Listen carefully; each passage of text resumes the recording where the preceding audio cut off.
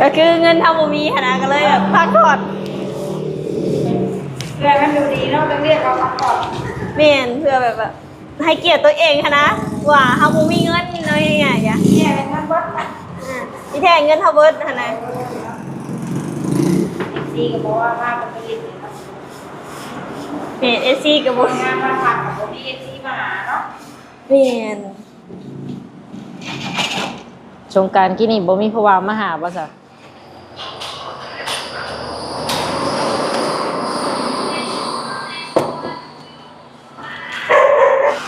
โอ้หนักอ่ะ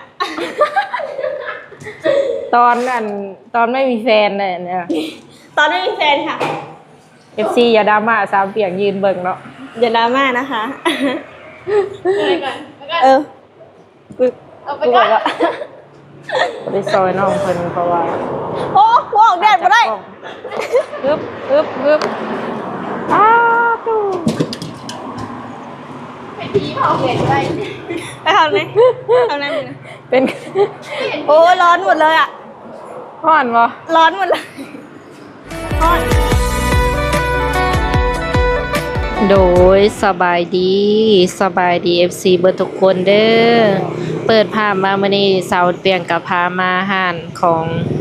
น้องน้องวาดเนาะทุกคนเนาะเป็นสาวโสดเปิดใจนี่แหละที่ว่าเป็นห้าน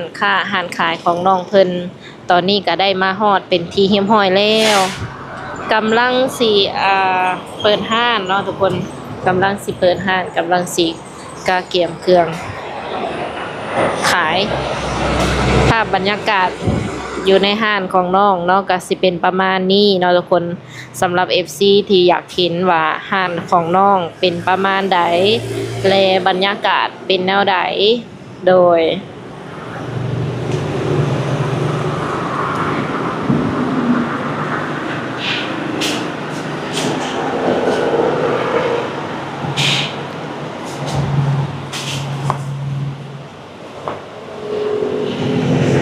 มันก็สิเป็นคล้ายๆคือห้องโล่งที่เป็นห้องหนึ่งเนาะทุกคนยาวไปเลยจะพาไปเบิ่งเครื่องดื่มสำหรับ FC ที่ว่าอยากมาเที่ยวเนาะและถามเข้ามาว่าน้องขายยังแน่อยู่ห้านเนาะทุกคน ก็สิพามาเบิ่งเลย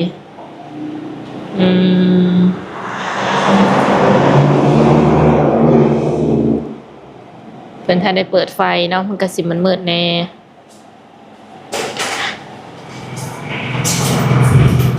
มีสติ้งเนาะมีเบี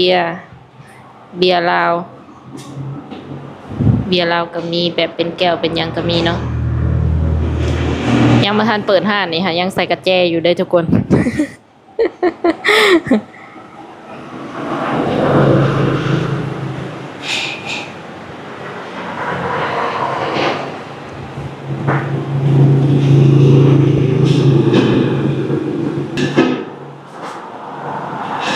โดยสบายดี สบายดี สาววาสนาเนาะ โตเป็นอะไรมื้อนี้กินข้าวกินน้ำแล้ว ยังอยู่หาก็มาจากตลาด แม่นบ่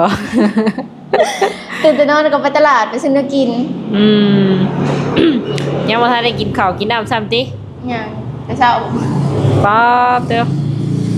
คือว่าแล้วนอนนี่เนาะ แม่ นอนแล้วบ่อยากกินเด้เนาะทุกคน เมื่อยเฮ็ดเวียง คืนนี้ก็นอน2 โมงนะก็เลยตื่นแต่สาย ลูกค้าหลายบ่ ก็พอสินำโต๊ะ2 โต๊ะนี่ แต่ก็ต้องได้เปิดจนฮอดโมง แม่ มีบ่มีก็คือแบบอยู่ไปเลยบ่ โดยประมาณนี้แต่ละหอดโมงปิด ปิดจังโมงก็แต่ละมื้อ 12 โมง 12 โมงกลางคืนเนาะ โดย มีเวลาคุยกับผู้บ่าวอยู่บ่ เรื่องแชทนี่ก็บ่ค่อยตอบนะเพราะว่าเขาเวียกถ้าโทรมานี่ก็ช่วงที่ว่างก็รับอันนั้นนะถ้าแชทมาก็ส่วนหลายบ่ค่อยตอบ คือตอนที่ว่าเพิ่นแชทมาแล้วน้องบ่ว่างสิบ่ แม่เฮ็ดเวียก แล้วได้บอกเพิ่นอยู่บ่ว่าบ่ว่าง ไม่รู้ เพิ่นสิฮู้บ่บัดนี้เนาะ พิ่นสิฮู้บ่ว่าน้องหลาบ่ว่างเนาะ จากแล้ว จักแล้วเพิ่นน่ะ มีแต่แจ้งในคลิปนี้เนาะก็คือบางเทื่อโทรมาแหละถึงเวลาน้องเพิ่นเฮ็ดเวียกน้องเพิ่นอาจจะบ่ได้รับสายเด้อทุกคนเด้อช่วงใดถ้าสมมุติว่าเฮาแบบว่างแบบสนิทเลยนะช่วงไหนบ่ ตอนที่ประมาณ7-8 โมงว่าง ตอนที่อาบน้ำมากินข้าวอะนะประมาณนี้ 7-8 โมงว่างสิบ่ โดยถ้าไกลหันแล้วก็บ่ว่าง หมายถึงกลางคืนหรือกลางเว้นเนี่ย กลางคืน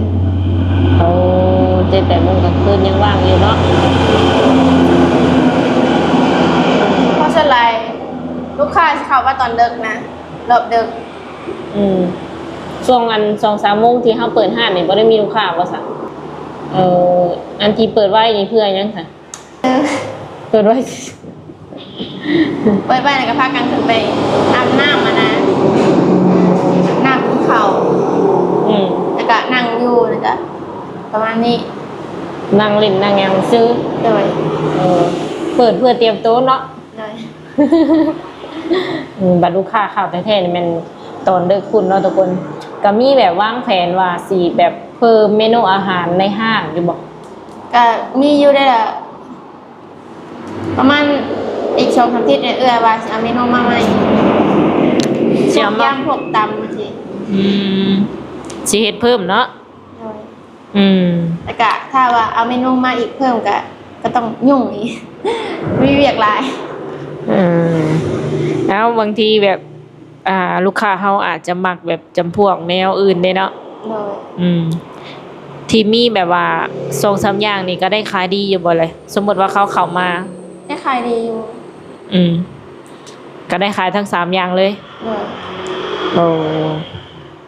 มี3อย่างคืออย่างก็ทอดเหงือกบ่ ทอดเหงือกแล้วก็ลูกชิ้นเฟรนช์ฟราย 3อย่าง หมูเด็ดเดียวอะ โอ้ พวกนี้จะดอกตะเว้นก็ได้ขายอยู่ มีแต่แบบของแก้มนะเนาะ เมื่อลูกค้าเต็มห้างกะเบียร์กันน่ะสิเบิด เอาตัวเกลี้ยงเลยแม่นบ่ โดย สุดยอด ดีแล้วเนาะมื้อใดมีลูกค้าเนาะผู้บ่าวคือแบบเฮาเปิดใจอยู่แต่ว่าเฮาก็บ่ค่อยมีเวลาคุยกับเพิ่นปานใดเนาะ โดย ถ้าเพิ่นสิมาหาได้จะเฮ็ดแนวใดบัด กะมาได้ อยู่ห้านตลอดบ่ โดย ถ้าเพิ่นอยู่ห้านก็แสดงว่าห้านปิดก็แสดงว่าขึ้นนอนเทิง เอ้า มาบัดว่าโทรบ่ติดว่าเอ้าเนาะเฮ็ดได้บัดนี้ นอนอยู่เทิง หมายถึงว่านอนอยู่ห้านนี่แต่ว่าอยู่เทิงพุ่น โดย ก็คือเก่าเนาะทุกคนถ้าว่าห้านปิดก็คือจะบ่ได้เจอเพิ่นอันนี้ค่ะคันห้องกับสิได้ยินบ่คันห้องขึ้นไป น่าจะได้ยินอยู่นะ ถ้ามาช่วงประมาณ3 โมง 4 โมงนี่โอเคตื่นแล้ว โดยเอาห้านเฮานี่แบบว่าทุกเทศกาลต้องได้ปิดบ่หรือจังได๋ บ่ได้ปิด สงกรานต์เมื่อกี้นี่ได้ซะ ได้ปิดอยู่สงกรานต์นี่ โดย ได้ปิด4 มื้อมื้อที่5มาเปิดคือเรา พากันไปเล่นอยู่ไส เล่นอยู่ห้านนี่แหละเฮาน่ะบ่ได้ไปดอก แต่ลิ้นมื้อเดียวลิ้นมื้อตะบิดน่ะลิ้นอยู่ในห้างแล้วมื้อที่2มาก็บ่ได้ลิ้นมื้อที่3มาก็บ่ได้ลิ้น เป็นหยัง เมื่อย เขาบ่ลิ้นช่องกลางตัวเองเข้าห้องหมอ เอาแม่นบ่ นะ จะเข้าหมออันกินนี่ จนบ่ลิ้นช่องกลางน้องหมอ จะอยู่ห้านแต่ว่าบ่ลิ้นเลย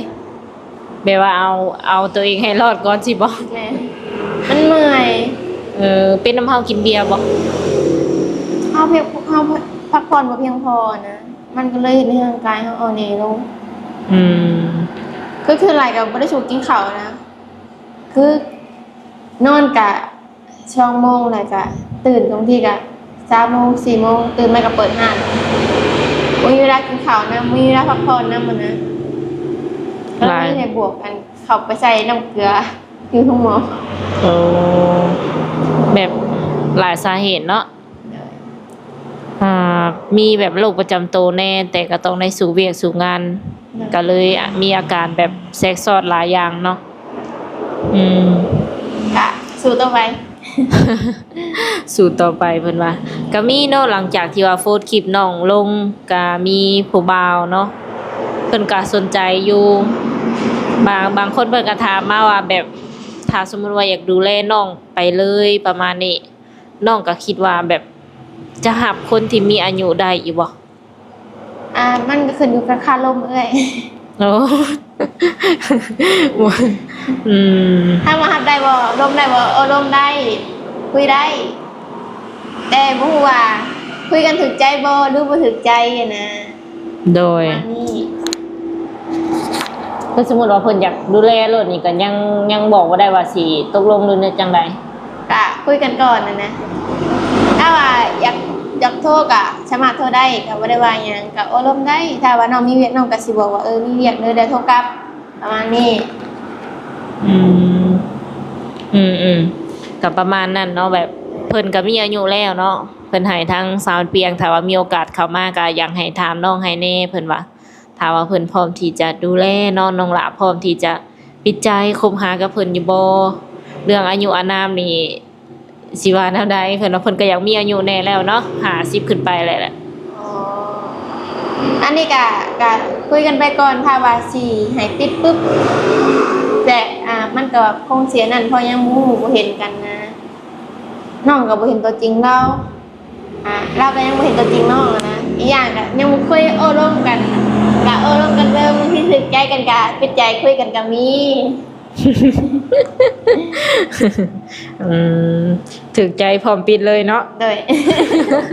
เอาหมวกเสมอ เฟซนี่เฮาแบบลิ้นอยู่บ่ ลิ้น แจกได้บ่ จะได้ สมมุติว่าเพิ่นบางคนเพิ่นบ่มีไลน์เพิ่นเล่นไลน์บ่เป็นเนาะ อ๋อ เพิ่นอยู่ต่างประเทศเพิ่นเล่นแต่เฟซก็แจกได้แม่นบ่ แจกได้ มันมีความลับหยังอยู่เฟซบ่ ว้าวก็บ่มี ทุกมื้อเฮ็ดแต่งานนอนเฮ็ดแต่งานนอนเฮ็ดแต่งานนอนค่ะนะ อืม บุญชิ้นก็บ่ได้ไปลิ้นน้ำหมู่บ่มักไปลิ้นเอาง่าย บ่ว่าติเป็นผู้สาวเอ้ยชื่ออันนี้เนาะ บ่ ๆบ่มักไปได้นี่นะ เออ บ่มีเงิน โอ้ เอา เงิน ก็ บ่มี ก็เดียวว่าบ่มักไป แสดงว่ามีเงินนี่ก็ยังสิไปหลินคือเก่าบ่ ก็ไปอยู่ชื่อนี่ดอกแนวกินหาชื่อส่งสวะอันนั้นก็มาอันนั้น เอา ถ้ามาเขาวงบอกอะบ่มักสู่เขาบ่มักเขาปานใด ย่านว่ามีเงินแล้วสิไปปาร์ตี้ บ่มักตี อืม ขนาดกินเวียนลูกค้าทำจอกนึงก็ชื่อบ่ไหวแล้วนะกับเฟิร์นแดงกินนะสู่ต่อไป เอา จิบแบบว่าเป็นหมู่กับเจ้าสิบ่ โดย คันสิปฏิเสธเลยก็น่าเกลียดบ่ โดยบะลูกค้าก็มันไม่ค่าขายเบียร์แต่กินเบียร์บ่ได้ประมาณนี้ก็ต้องได้กินนะถ้าบ่กินก็ลูกค้าก็มาเทื่อเดียวก็บ่กินน้ำสิเขาก็มีหน้าที่เนี่ยก็บ่ก็แม่นเพิ่นอยู่เขามาห้างก็ย้อนว่าอยากให้กินน้ำนะ อืม กะเขาใจลูกค้าอยู่กะกินน้ำเพิ่นอันนี้เพิ่นกะมันคืนเด้บ่ถ้าจอกครับจิบเงิน เขาเจ้าก็บ่ได้จีบเจ้าบ่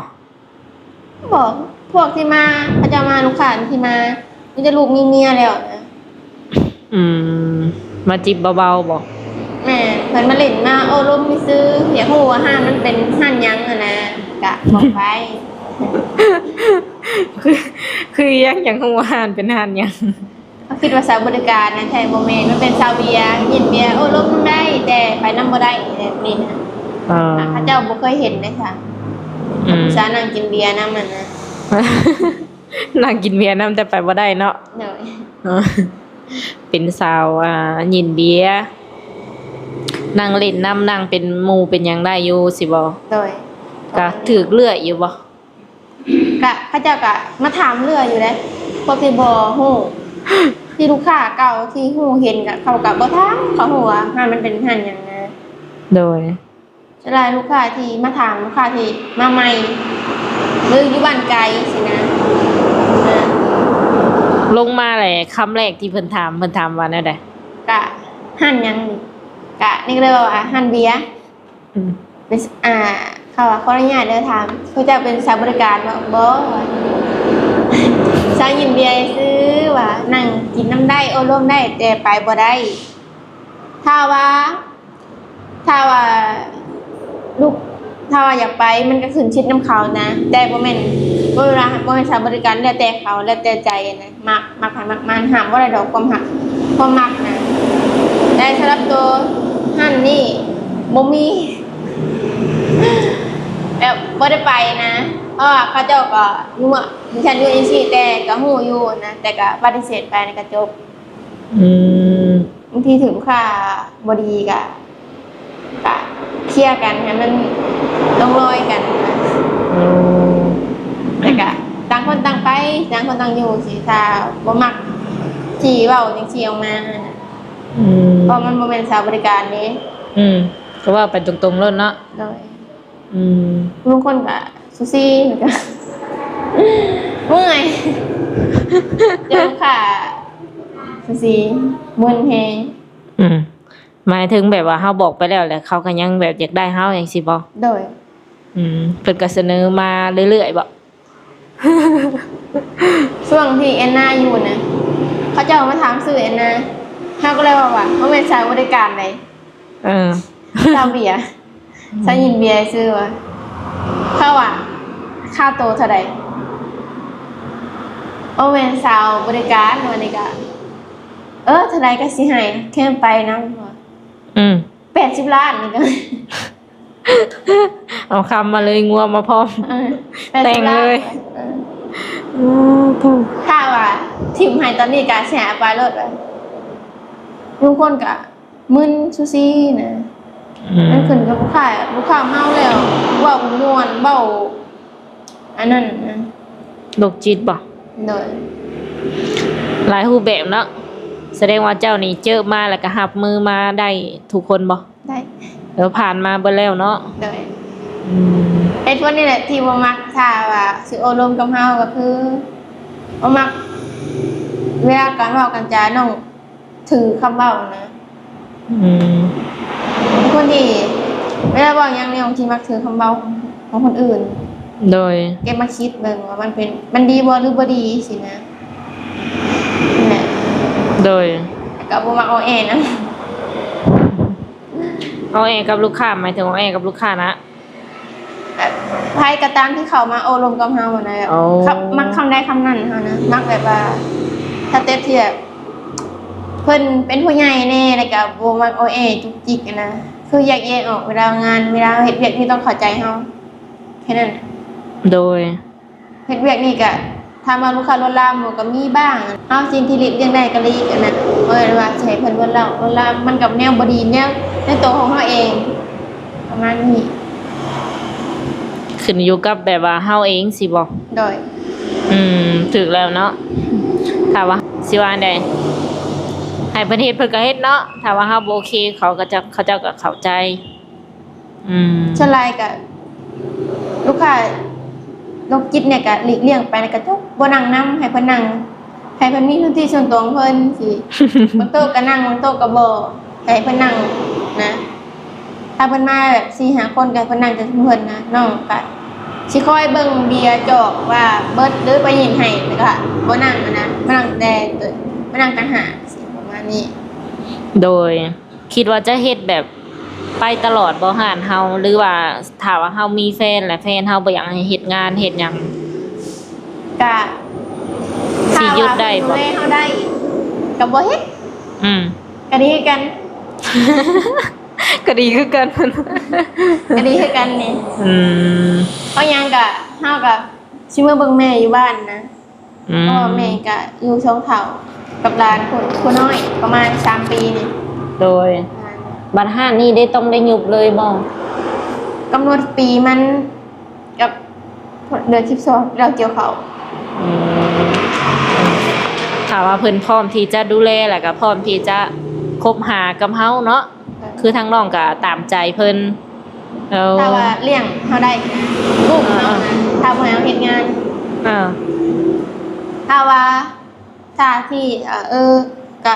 อ้ายก็บ่มีก็เฮ็ดเฮ็ดงานไปก็บ่ได้ว่าหยังก็โอ้ปกติได้ คบหาดูใจกันได้ อืม ถ้าว่าบ่อยากเฮ็ดงานก็เลี้ยงเขาได้ เพราะว่าที่นี่ก็บ่อยากจากแม่ปานใดนะก็คือ แม่ก็มีพยองพยาธิแน่นะประมาณนี้ โอ้ย อันนั้นก็สิว่าเนี่ยเป็นความในใจของน้องเพิ่นเนาะถ้าว่าพร้อมดูแลพร้อมซัพพอร์ตน้องหลาเพิ่นก็ตามใจถ้าว่ายังบ่ทันมีถึงขั้นว่าสิเลี้ยงดูเฮาได้ก็ยังสิเฮ็ดงานเหตุการณ์ไปคือเก่าแต่ก็คุยได้คือเก่าเนาะ โดย อืมบ่ได้แบบว่าโฟกัสที่หยังเลยเนาะอันนี้ ถ้าว่ากับมันก็หนึ่งมากอะน้องก็บ่มีเงินสองเงินใช้นะคือเงินที่ได้ก็เอาให้แม่แล้วก็ตัวเองก็กินแน่นะ อืมคือยานี่ไปต่อแล้วบ่ยา ยัง เบิดเรียบร้อย ยังยังอยู่เครื่องแพงโมอยู่คนบ่ได้ โดย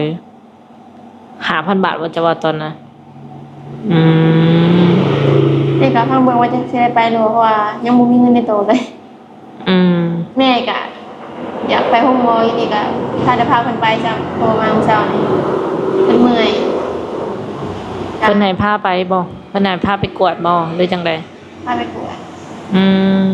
แม่ก็เมื่อยตัวเองก็สุขภาพก็บ่ค่อยแข็งแรงปานใดนะก็สู้ต่อไปเด้จะได้จ้ะ อืมเฮาแบบไปผ่าตัดออกเลยต้องได้กินยาคือเก่าติ เลย คิดว่าเฮาผ่าแล้วก็แล้วเลยบ่แม่นบ่เอา มันต้องกินยาเพิ่มฮอร์โมนมันเด้ โดยถ้าต้อง จนเมื่อยหั่นนะ อืม บ่อยากเรื่องตัวเองแน่บ่อยากเรื่องพ่อแม่แน่นะก็เลยเลิกในห้านแน่จนว่าจักสิเอาทางใดก่อนนะ โดย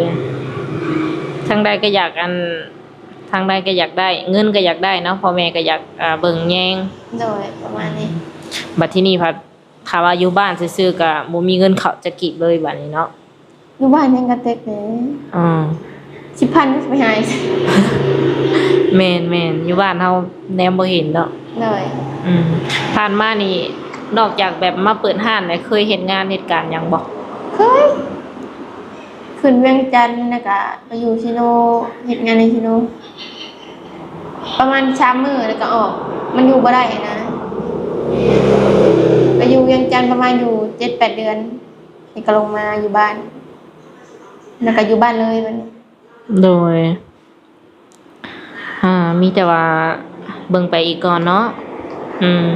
ก็ลองโอ้ลมกับน้องเพิ่นตัวจริงก็ได้เนาะสำหรับ FC ที่ว่าฝากถามมาคือคำตอบก็ตามที่ว่าน้องบอกมาเนาะทุกคนมีแต่โอ้ลมตัวจริงกัน ทำความรู้จักกันเนาะ เลย ก็โอเคสำหรับคลิปนี้ก็บ่มีหยังหลายมาอัปเดตเรื่องราวข่าวๆยังโสดแล้วก็คนใหม่ที่ว่าสิเข้ามาเรื่อยๆนี่ก็ยังมีสิทธิ์มีโอกาสอยู่บ่ นี่ โอเคเนาะ ยินดีต้อนรับเนาะ ยินดีต้อนรับเสมอ สำหรับคลิปนี้ก็สิได้ขอตัวเจ้าไว้ก่อนเด้อทุกคนเด้อมื้อหน้ามื้อในมาเล่นน้ำกันใหม่เนาะ เลย โดยสบายดี สวัสดี